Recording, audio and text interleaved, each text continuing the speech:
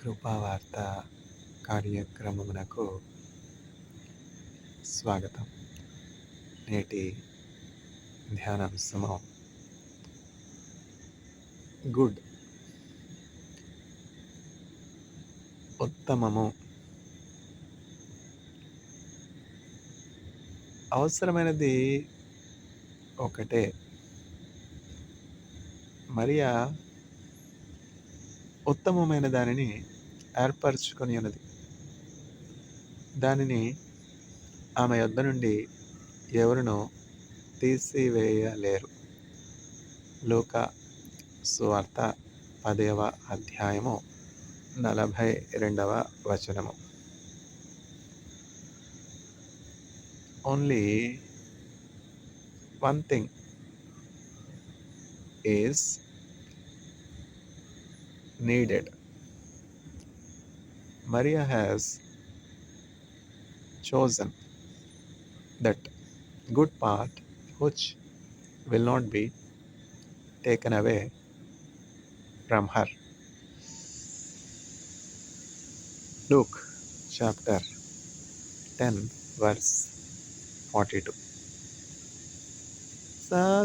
శాశ్వతమైనదే నీవు నాయడ చూపిన కృపా, అనుక్షణం కను పాపవలే కాచిన కృపా. పర్వతములో తొలగిననో, మెట్టలో తత్తరిల్లిననో, నీ కృపా వీడదు, నీ నిబంధన మారదు. శాశ్వతమైనదే నీవు నాయడ చూపిన కృపా, అనుక్షణం కను పాపవలే కాచిన కృపా. తల్లి తన బిడ్డలను మరచిన, నేను మరువాలేనంటివే. తల్లి తన బిడ్డలను మరచిన, నేను మరువాలేనంటివే. నిత్య సుఖ శాంతియే నాకు నీదు కౌగిలిలో, శాశ్వతమైనదే నీవు నాయడ చూపిన కృపా, అనుక్షణం కను పాపవలే కాచిన కృపా. నీకు బహుదూరమైన నన్ను చేరదీసిన నా తండ్రివే.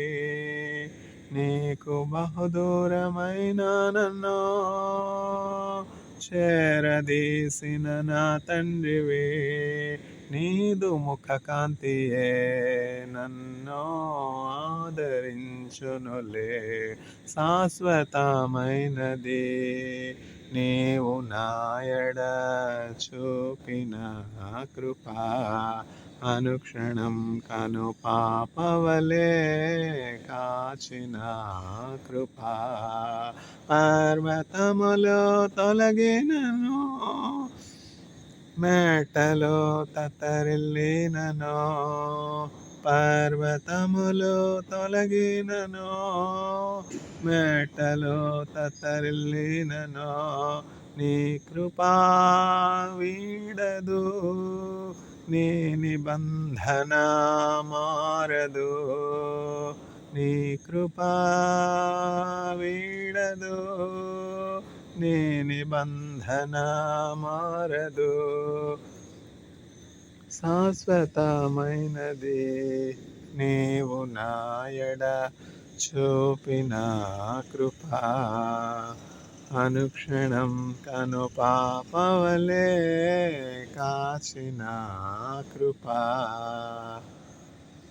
ఎంత చక్కని పాట! ఎట్లా ఉద్భవించాయి ఈ పాటలన్నీ? కృతజ్ఞత. కృతజ్ఞత కలిగిన హృదయంలో నుండి ఇట్లాంటి పాటలు ఉద్భవిస్తాయి. దేవుడు మన జీవితంలో చేసినటువంటి అద్భుతాలు, కార్యాలు, మేలులు జ్ఞాపకం చేసుకున్నప్పుడు ఆ కృతజ్ఞతతో కూడినటువంటి పలుకులే పాటలుగా మారతాయన్నమాట. యేసుక్రీస్తు ప్రభువు ఎవరితో చెప్తూ ఉన్నారు? మార్తతోనూ అక్కడ ఉన్నటువంటి వారందరితో కూడా చెప్తూ ఉన్నారు. ఎవరిని గురించి చెప్తూ ఉన్నారు? ఇప్పుడు మేము హిందీ పరీక్షలు రాసేవాళ్ళం. హిందీ పరీక్షలు అంటే ఇంగ్లీష్ పరీక్షలు ఉంటాయి కదా! లింగ్విస్టిక్స్ స్కూల్లో సైన్సు, మ్యాథమెటిక్స్, సోషల్ స్టడీస్ ఎంత ప్రాముఖ్యమైనవో ఇట్లా లాంగ్వేజ్ అంటే కమ్యూనికేషన్ కొరకు భాష చాలా అవసరం కదా! అందువల్ల ఇంగ్లీషు అందరూ నేర్చుకోవాలి. తర్వాత వచ్చి ఒక లోకల్ లాంగ్వేజ్, తర్వాత నేషనల్ లాంగ్వేజ్. అట్లా ఇంగ్లీషు, తెలుగు, హిందీ ఈ 3 లాంగ్వేజెస్ మేము స్కూల్లో నేర్చుకునేవాళ్ళం. ఈ హిందీ లాంగ్వేజ్ వచ్చి మన సొంత లాంగ్వేజ్ కాదు కదా! ఇంగ్లీష్ కూడా మన సొంత లాంగ్వేజ్ కాదు కదా! 2 కష్టమే. కానీ ఒక్కసారి పట్టు సాధించామంటే ఇంకా అది మన నరనరాల్లో జీర్ణించుకుంటుంది. మన పొమ్మన్నా పోదు. దాని మీద ఒక పట్టొస్తుందనమాట. అట్లా. తినగ తినగా వేమో తీయగుండు సాధనమున పనులు సమకూడు ధరలోన. విలియం కేరీ గారు ఎంత సాధన చేశారు చూడండి. అప్పట్లో ఈ ఆర్టిఫిషియల్ ఇంటెలిజెన్స్ ఉందా చెప్పండి అప్పట్లో? తర్వాత వైఫై ఉందా? ఇంటర్నెట్ ఉందా? కంప్యూటర్స్ ఉన్నాయా? ల్యాప్‌టాప్స్ ఉన్నాయా? ఆ రోజుల్లో ఇండెక్స్ తయారు చేయడమే ఎంతో గగనం కష్టం. ఇండెక్స్ అంటే ఏమిటి? ఇప్పుడంతా కూడా సంకరం కదా! అంతా హిందీ, తెలుగు, ఇంగ్లీషు అన్నీ మిళితమైపోయి మాట్లాడే భాష. అదొక కొత్త లాంగ్వేజ్. కొంత తెలుగు, కొంత హిందీ, కొంత ఇంగ్లీషు. అటు తెలుగు కాదు, ఇటు ఇంగ్లీషు కాదు. అట్లా ఉంది. ఏమిటంటే కొన్ని పదాలకి ఆ తెలుగు యొక్క అనువాదం మనకి తెలియట్లేదు. ఎందుకంటే తెలుగుతో టచ్ పోయింది కదా మనకి. తెలుగుతో టచ్ పోయింది. చాలా సంవత్సరాల నుంచి ఒక 20, 30 సంవత్సరాల నుంచి, 50 సంవత్సరాల నుంచి చెన్నైలో ఉన్నాం. మన పిల్లలు పుట్టింది, పెరిగింది చెన్నై. ఇంకా పిల్లలకి తెలుగు ఎట్లా వస్తుంది? వస్తే మన సంకర తెలుగే వస్తుంది. అంతే కదా! ప్యూర్ తెలుగు అంటే సంపూర్ణమైనటువంటి, శుద్ధమైనటువంటి లాంగ్వేజు నేర్చుకోవడం చాలా కష్టం అనమాట ఈ రోజుల్లో. ఎక్కడున్నాం మనం? లింగ్విస్టిక్స్. ఎక్కడున్నాం మనం? విలియం కేరీ గారు ఆ రోజుల్లో ఎట్లా రాశారు చూడండి. అదే చెప్తా ఉన్నాను. Not by might, not by strength, I will do it with my spirit. దేవుని ఆత్మ సహాయం లేకుండా విలియం కేరీ గారు అవన్నీ కూడా రాశారా? దేవుని ఆత్మ సహాయం లేకుండా పాటలు రాసేవాళ్ళు రాయగలుగుతున్నారా? దేవుని ఆత్మ సహాయం ఉండాలి. దేవుని పరిశుద్ధాత్మ సహాయం ఉండాలి. అందుకనే మనం వేడుకోవాలి. శక్తి చేత కాదనెను, బలముతో ఇది కాదనెను, నా ఆత్మ ద్వారా దీని చేతునని యెహోవా సెలవిచ్చెను. ఓ గొప్ప పర్వతమా, జెరుబ్బాబెలు నడ్డగింపను, ఎంత మాత్రపు దానవు నీవనెను, చగ్ను భూమిగా మారెదవు. చూసారా? అందువల్ల దేవుని యొక్క ఆత్మ నింపుదల మనకున్నప్పుడు మనం గొప్ప కార్యాలు చేయగలుగుతాం. ఇప్పుడు సింపుల్‌గా చెప్పాలంటే అది సైంటిఫిక్‌గా ఎట్లా ప్రూవ్ చేయాలి? అంతే కదా! సైంటిస్టులు ఏంటంటే ఒక ప్రూఫ్ లేకుండా నమ్మరు.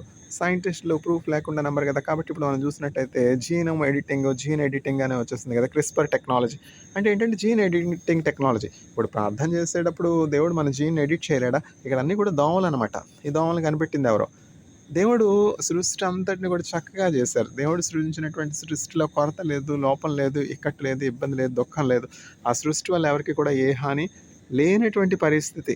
దేవుడు ప్రారంభంలో దేవుడు చేసినటువంటి సృష్టి ఎలా ఉందంటే సమస్తాన్ని కూడా దేవుడు మానవులకి లోబరిచారు. ఇప్పుడు చూడండి, ఎవరినన్నా సాయంకాలం 6 అయిన తర్వాత అడగాలి, ఏమిటి వాళ్ళ సమస్య? షాప్‌లో ఉన్నటువంటి వాళ్ళైనా, ఇంట్లో ఉన్నటువంటి వాళ్ళైనా, తర్వాత గార్డెన్‌లో ఉన్నటువంటి వాళ్ళైనా చక్కగా గాలి పీల్చుకోవడానికి లేదే. ఎక్కడ గడ్డిలో కూర్చున్నా, పచ్చికలో కూర్చున్నా కూడా అక్కడ గడ్డిలో కూడా ఆ పురుగు, ఈ పుట్రో, ఏ విష క్రిమి కీటకాదులు ఉంటాయో తెలీదు. తర్వాత ఈ దోమలు కుడుతూ ఉంటే ఎట్లా ఉంటుంది? ఇవన్నీ కూడా సృష్టి ప్రారంభంలో లేనే లేవు. ఎందుకంటే దేవుని వాక్యం స్పష్టంగా చెప్తా ఉన్నది. ఏమని? దేవుడు సమస్త సృష్టిని కూడా మానవులకు లోబరిచారు. ఆదాము దగ్గరికి, హవ్వ దగ్గరికి దేవుడు తను సృజించినటువంటి సర్వజీవులను తీసుకొని వచ్చినప్పుడు ఆదాము, హవ్వ వాటికి చక్కగా పేర్లు పెట్టారు. తర్వాత దేవుడు ఏమని చెప్పాడంటే, ఇవన్నీ కూడా మీ స్వాధీనంలో ఉంటాయి. మీ బెరుకు, మీ భయము సమస్త సృష్టిలో ఉన్నటువంటి సమస్త ప్రాణకోటికి ఉంటాయి. ఏ జీవి కూడా మీకు ఏ హాని కూడా చేయదు అని చెప్పి దేవుడు చక్కని పటిష్టమైనటువంటి సెక్యూరిటీ మానవులకి కలుగజేశాడు. కానీ ఎప్పుడైతే మానవుల యొక్క మూలపితృలైనటువంటి ఆదాము, హవ్వ దేవుడు చేసినటువంటి ఆ కట్టడను, దేవుడిచ్చినటువంటి ఆ ఆజ్ఞను మీరారో అప్పుడేం జరిగిందంటే అంతా తారుమారైపోయిందనమాట. ఇప్పుడు ప్రతి జీవి ద్వారా మానవులకి భయమే గదా! దోమలొస్తాయో తెలీదు, పురుగొస్తుందో తెలీదు, పుట్రొస్తుందో తెలీదు, పామొస్తుందో తెలీదు, తేలొస్తుందో తెలీదు, కుమ్మరి పురుగొస్తుందో, జర్రొస్తుందో తెలీదు. దేనివల్ల ఏ హానొస్తుందో, ఏ అపాయం వస్తుందో, ఏ కష్టం వస్తుందో తెలీదు. ఫ్లైట్‌లో ప్రమాదం వస్తుందో, బస్సులో వెళ్తుంటే ప్రమాదం జరుగుతదో, ఆ రోడ్డు మీద వెళ్తా ఉంటే ఏమైనా వెహికల్ వచ్చి గుద్దేస్తుందో, ఎన్ని రకాలైనటువంటి యాక్సిడెంట్స్ చూస్తా ఉన్నాం. ఎన్ని రకాలైనటువంటి భయాలు చూస్తా ఉన్నాం. ముఖ్యంగా ఫిల్మ్ ఇండస్ట్రీలో ఉన్న వారిని తీసుకుందాం. ఫిల్మ్ ఇండస్ట్రీలో ఉన్నటువంటి వాళ్ళంటే వాళ్ళకి లక్షల లక్షల ఆదాయం ఉంది. వాళ్ళు చాలా సంతోషంగా ఉన్నారు, సుఖంగా ఉన్నారు అని మనం అనుకుంటాం. కానీ ఆ రంగుల ప్రపంచంలో వాళ్ళు పడే కష్టం ఎవరికి తెలుసు చెప్పండి? ఎంతో కష్టపడి రోజంతా కష్టపడి ఇంటికొస్తారు. ఇంటికొస్తే వాళ్ళని పలకరించే దిక్కుండదు. ఆప్యాయంగా, ప్రేమగా మాట్లాడేవారు ఎవరు ఉండరు. తమ సుఖాన్ని, దుఃఖాన్ని పంచుకొనడానికి, ఓదార్పు పొందడానికి, విశ్రాంతి పొందడానికి ఎవరు ఉండరు. డబ్బులైతే ఉంటాయి. ఆ డబ్బులు ఆ మంచం మీద యేసుకొని బ్లాంకెట్ కింద పెట్టుకొని డబ్బుల మీద పండుకుంటారు. అంతే గదా!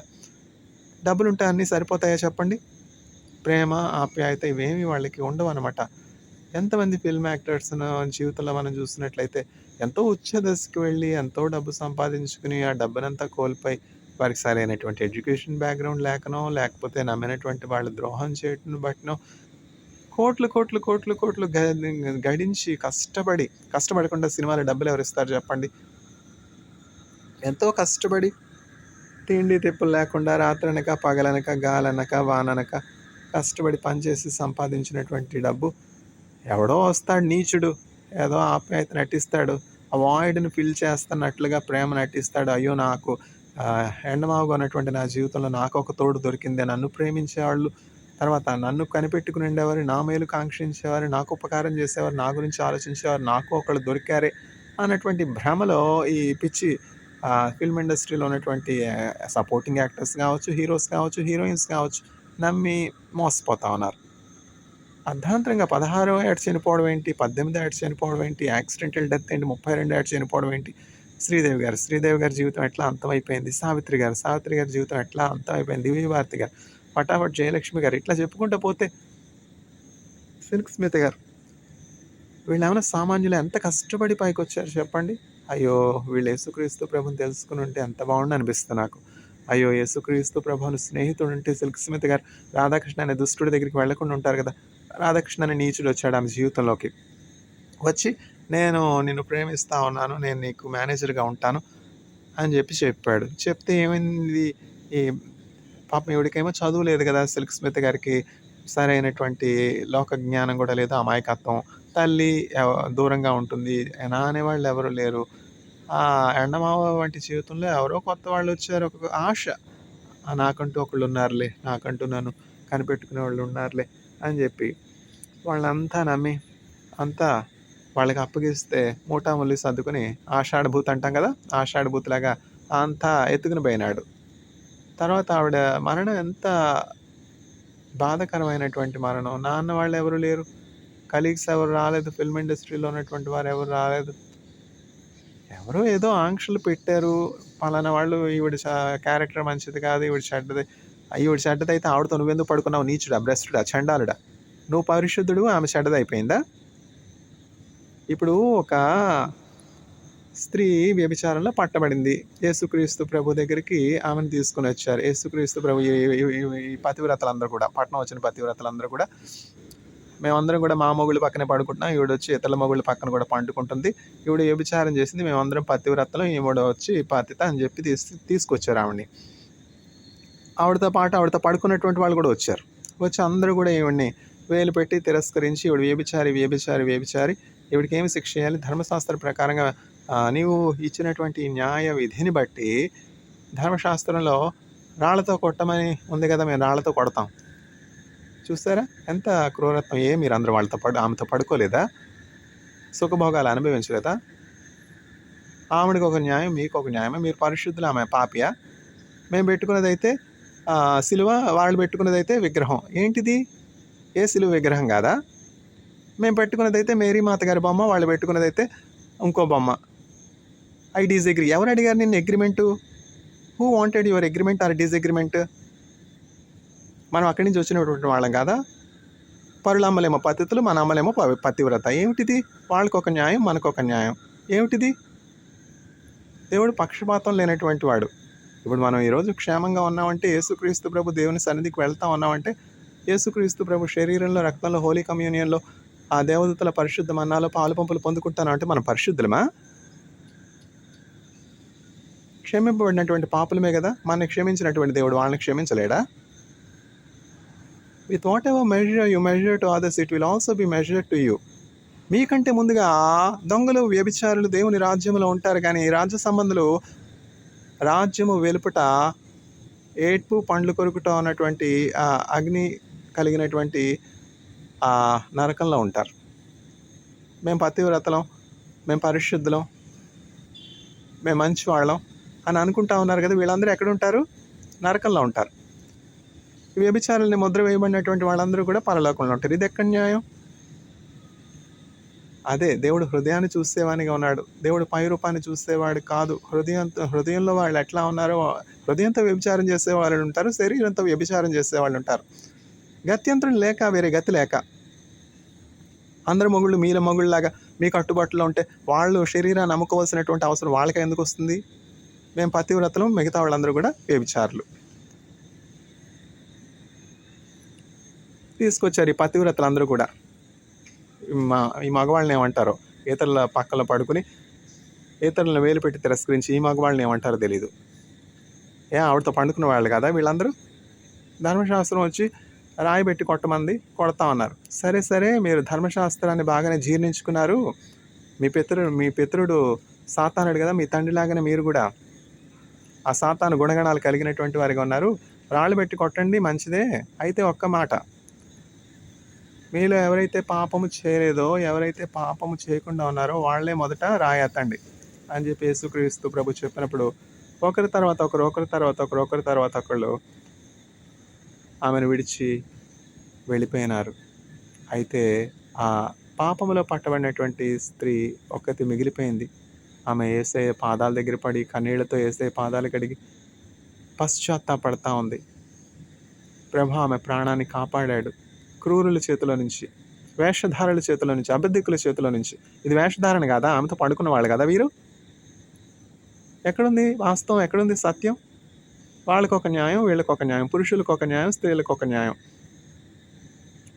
యేసుక్రీస్తు ప్రభు ఏమని చెప్పారంటే, అమ్మా ఇక నువ్వు పాపము చేయకము, ఎవరు నిన్ను శిక్షించలేదా? అయితే నేను కూడా నిన్ను శిక్షించను. ఎంతో దయగలవాడు, భక్తులారా స్మరించదమో, ప్రభు చేసిన మేలులన్నిటినీ భక్తులారా స్మరించదమో, ప్రభు చేసిన మేలులన్నిటినీ అడిగి ఊహించు వాటి కన్నా మరి సర్వము చక్కగా చేసే.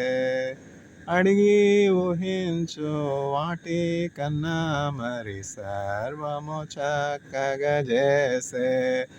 ఈ భువి అందు జీవించు కాలం బ్రతికదమో ప్రభు కొరకే.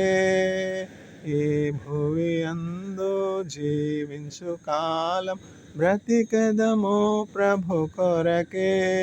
మనమాయన కొరకర్పించుకొనెదము, ఆయన ఆశయమదియే. మనమాయన కొరకర్పించుకొనెదము, ఆయన ఆశయమదియే. అట్లా ఆ ఫిల్మ్ ఇండస్ట్రీలో నుంచి ఒక్కళ్ళు కూడా రాలేదు. ఈమె పాపపు స్త్రీ ఎన్నో అపవాదులు, నిందలు. ఏమైతే మీకు అగతి రాదా? మీ అంత్యదశ ఎట్లా ఉంటుందో మీకు తెలుసా? మీరు ఇతరులకి ఏ కొలతో కొలుస్తారో అదే కొలతో మీకును కొలవబడును. ఒకళ్ళ ఆస్తి దోచుకోవడం ఏంటి? ఇదెక్కడ వింత? ఒకళ్ళని చంపేసి ఆత్మహత్య చేసుకున్నారు అనడం ఏంటా? ఇదెక్కడ వింత? దేవుడు చూడడా? కన్నులు గలవాడు చూడకుండానా? చెవులు గలవాడు వినకుండానా? ఉరిపోసి చంపేసి ఇవి చచ్చిపోయిందంటే, కోమాలోకి తీసుకెళ్ళిపోయి కోమాలోకి వెళ్ళిపోయిందంటే. కాబట్టి వారి క్రియలు వారి వెంట వచ్చును. మనం మంచి అయినా చెడైనా ఏం చేసినా కూడా విమర్శలోనికి తీసుకురాబడుతుంది. మంచి చేసినటువంటి వారు పరలోకం, కీడు చేసినటువంటి వారు నరకం. చెప్పలేదా మన తాతలు, మన బామ్మగారు చెప్పలేదా? నరకం తథ్యం. నరకం అనేది ఉన్నది, వాస్తవం. పరలోకం అనేది కూడా ఉన్నది. ఎవడు చూడొచ్చాడు? సైన్స్ చూడొచ్చిందా? ఇప్పుడు సైన్స్ చెప్తా ఉంది కదా, క్రిస్పర్ అంటే జీన్ ఎడిటింగ్ టెక్నాలజీ. అంటే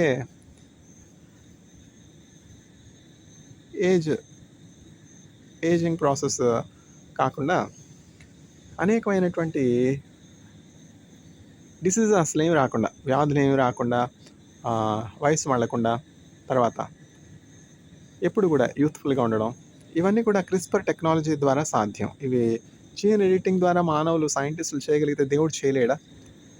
దేవుడు అద్భుత కార్యాలు చేయగలుగుతాడు. అంటే ఏంటంటే, మన సొంత శక్తికి మించి మనం దేవుని యందు విశ్వాసం ఉంచినప్పుడు మనం అద్భుత కార్యాలు చేయగలుగుతాం. That is what is called spirits power. దేవుడు ఆత్మశక్తితో, యేసుక్రీస్తు ప్రభు ఆత్మశక్తితోనే కదా చేశారు. ఆయన సొంత శక్తితో చేశారు. తండ్రితో అన్యోన్య సహవాసం కలిగి ఉన్నారు కాబట్టి నేను నా తండ్రి ఒకటే ఉన్నాం. తండ్రి నాకు ఏమైతే చూపుతున్నారో అదే నేను చేస్తూ ఉన్నాను అని చెప్పి 3.5 సంవత్సరాల మొత్తం దేవుడు అప్పగించిన పని అంతా కూడా ముగించేశారు. 5 సంవత్సరాలు ప్రెసిడెంట్షిప్ ఇచ్చిన, 5 సంవత్సరాల ప్రైమ్ మినిస్టర్షిప్ ఇచ్చిన, 5 సంవత్సరాల చీఫ్ మినిస్టర్షిప్ ఇచ్చిన, ఏది అవ్వట్లేదే. ఎందుకని? కౌన్సిలర్స్ లేకపోవడం వల్ల. వాళ్ళ కౌన్సిలర్స్ సరైనటువంటి వాళ్ళు ఉంటే మిగతా చీఫ్ మినిస్టర్స్ కానీ, ప్రైమ్ మినిస్టర్స్ కానీ 5 సంవత్సరాలు చేసేది ఈయన వచ్చి 5 నెలల్లో చేసి ముగించేస్తాడు. అంతే కదా.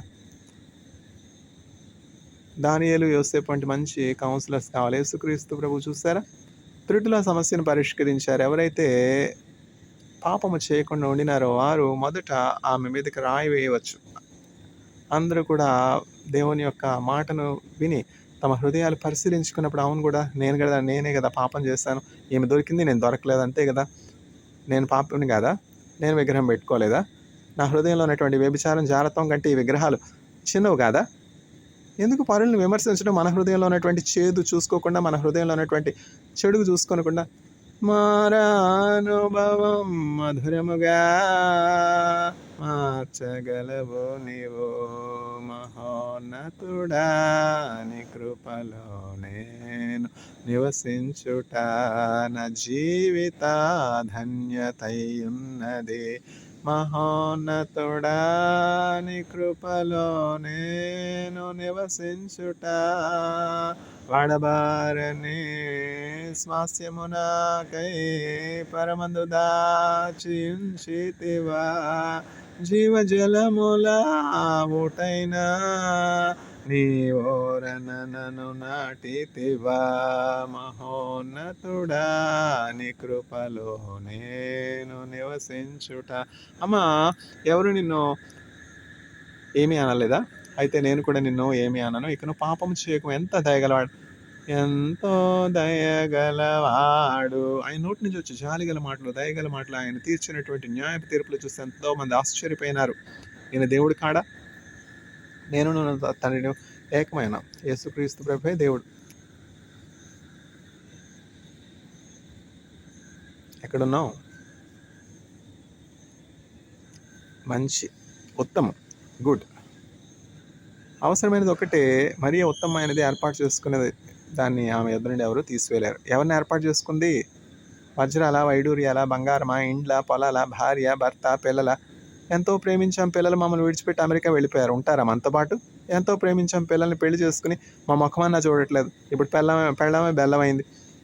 పెళ్ళం కాక మీరా పిల్లల జీవితాంతం ఉండేది? దేవుని వాక్యమే చెప్తుంది కదా, వివాహం అయిన తర్వాత పురుషుడు తన భార్యను హత్తుకుంటాడు, తల్లిదండ్రులను విడిచి వెళతాడని. ఏమేమి విడిచిపెట్టి వెళ్ళకూడదని రాసి పెట్టుందా? పెళ్ళంతా కాక ఇంకెవరితో ఉంటారు? పెళ్ళయింది, పెళ్ళంతో వెళ్ళిపోయాడు, పెళ్ళం కొంగు పట్టుకుని వెళ్ళిపోయాడు అంటే పెళ్ళం కొంగు కాక మీ కొంగు పట్టుకుని ఉంటాడా? భార్య భర్త ఒక్క శరీరం అయి ఉన్నారు కనుక వారిద్దరూ హత్తుకుని ఉంటారు. అది చూసి ఏడవడం ఎందుకు?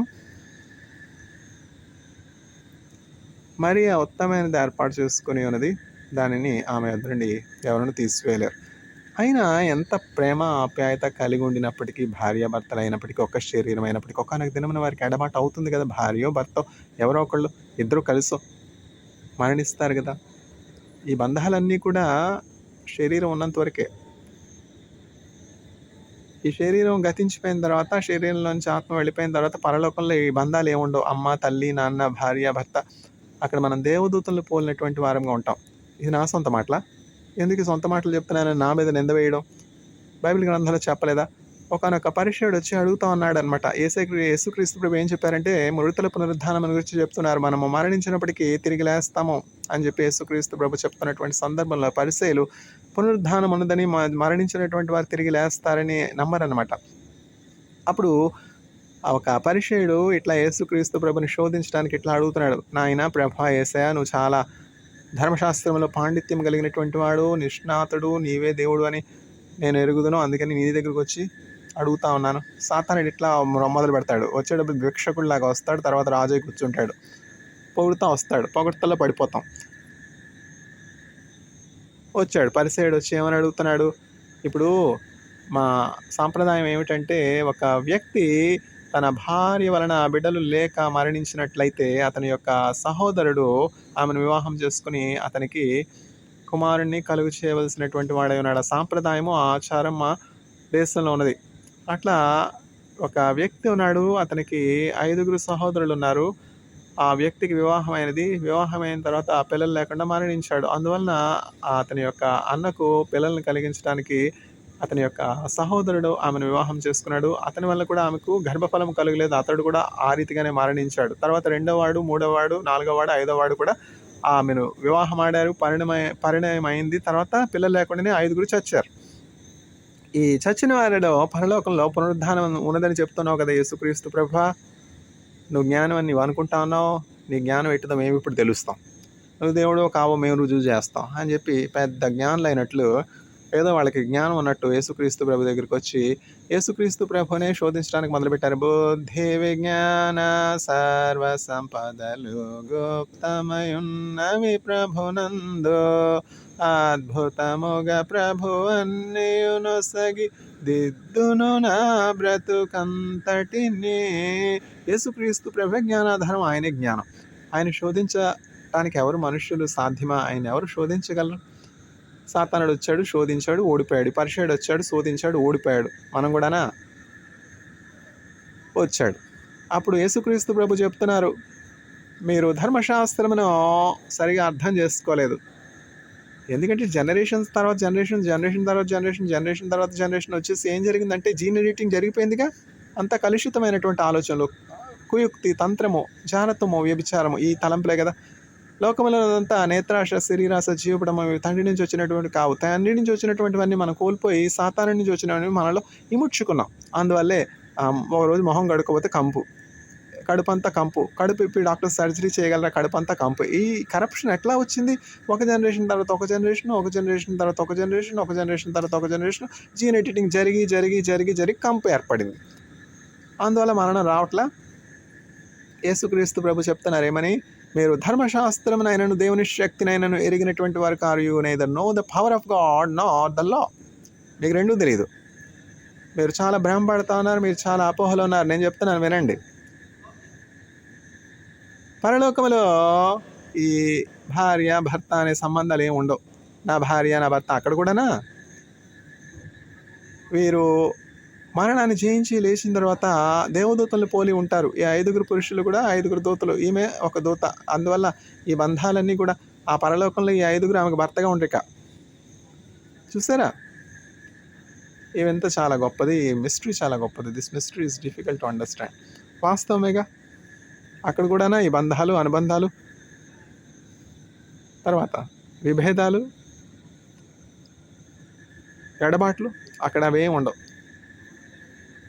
ప్రతి బాష్ప బిందువును తుడిచివేయును, చింతలన్నీ తీర్చి చెంత నిలచును. ఆకలి లేదు, దప్పిక లేదు, ఆహా మన యేసుతో నిత్యానందం. మంచిది. ఉత్తమమైనదేది? యేసుక్రీస్తు ప్రభుని మనం ఏర్పరచుకుని ఉన్నామా? యేసుక్రీస్తు ప్రభు కలిగినటువంటి వారందరూ కూడా మంచి ధైర్యం కలిగి ఉంటారు.